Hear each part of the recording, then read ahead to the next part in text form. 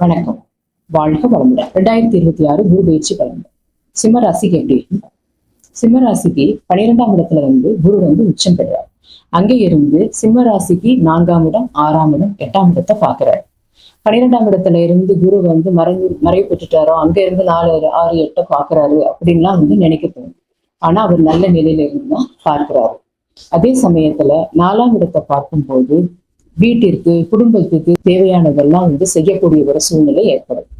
அதே சமயத்துல 6ஆம் இடத்தை பார்க்கும்போது கடன் கட்டுக்குள்ள இருக்கும்.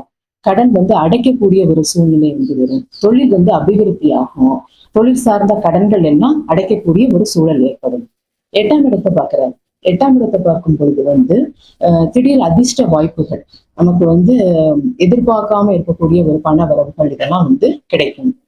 மேலும் வெளிநாட்டுல ஒரு தொடர்பு இருக்கு அப்படின்னா வெளிநாட்டினர் மூலம் ஒரு நல்ல ஒரு தகவல், நல்ல ஒரு வரவு அதெல்லாம் உண்டு.